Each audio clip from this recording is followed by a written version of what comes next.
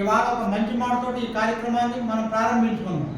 ఇవాళ అన్నిటికంటే చాలా మంచిది రాజ్యాంగం పుట్టినరోజు అని అంటారు కదా, అటువంటి రాజ్యాంగాన్ని రచించిన డాక్టర్ భీమరావ్ అంబేద్కర్ గారు ఇవాళ పుట్టినరోజు. అవునా?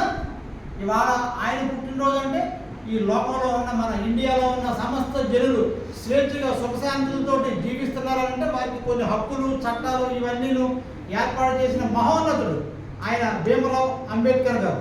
అటువంటి మహోన్నతుడి జయంతి రోజున ఇవాళ మన భీమవరం వృద్ధులాశ్రమంలో మనం కూడా ఆ అంబేద్కర్ గారికి ఒకసారి జన్మదిన శుభాకాంక్షలు చెబుతామమ్మా.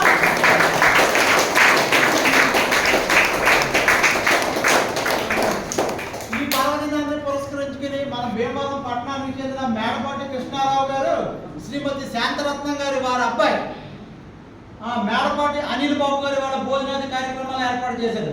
అనిల్ బాబు గారు అనేది ఎక్కడో కదా మన భీమవరం గుంపూడి ఏరియాలోనే ఉంటారు. ఆయన కూడా చాలా చిన్న స్థాయి నుంచి ఒకళ్ళ దగ్గర జీతానికి పనిచేసిన స్థాయి నుంచి ఒక్కొక్క మెట్టు పైకెక్కుతూ ఇవాళ 10 మందికి ఉపాధి కల్పించే స్థాయికి వచ్చారు. ఎవరైతే ఉన్నారో అనిల్ బాబు, ఆయన అనిల్ అని కూడా అంటారు, నాకు మిత్రులు బయట కూడాను.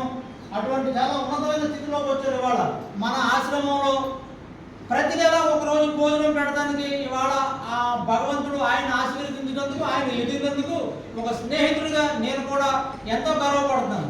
ఈ భోజనాల కార్యక్రమాలు ఏర్పడుతుంది అనిల్ బాబు ఒకసారి మనం